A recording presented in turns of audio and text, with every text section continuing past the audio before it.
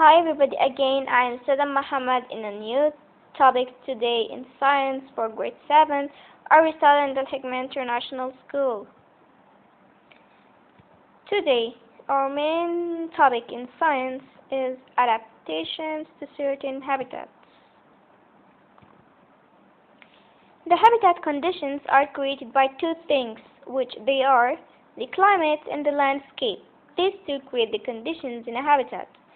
Two of the marked term habitats are deserts and mountains, but some living things have adapted to the conditions there and survive. Let's start first with the deserts. In deserts, there may be a short rainy season followed by a long dry season.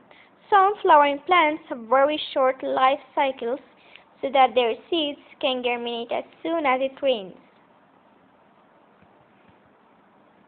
But animals have other adaptations for surviving in their habitat. For example, the camel has many adaptations for surviving in the desert or its habitat. First, after drinking 100 liters of water, it can walk for several days without taking another drink.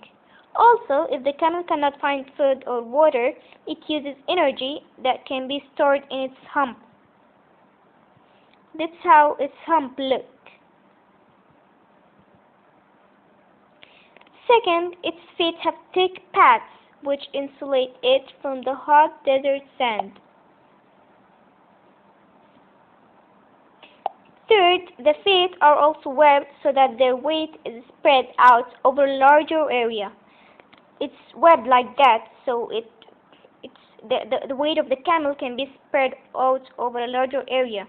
And it has thick pads which insulate it down there. It has thick pads which insulate it from the hot desert sand. Fourth, the camel have long legs which holds the body above the hot air close to the ground. Fifth is a muscle in the camel's nose that enables it to shut its nostril. Here it has a muscle which can let the nose shut so that the sand is out of the respiratory system during a rainstorm. This keeps sand out of the respiratory system during a sandstorm.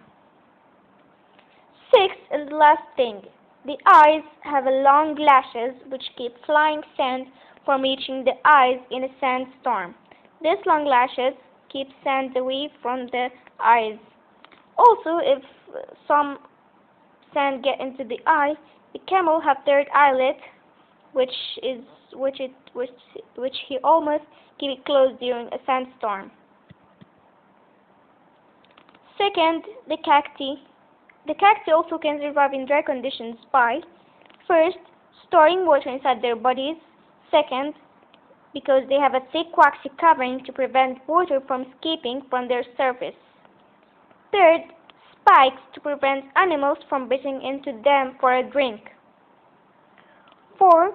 Some cacti have roots that spread out a long way just underneath the soil surface. Other cacti have long roots that grow deep into the soil to collect water that has drained down there.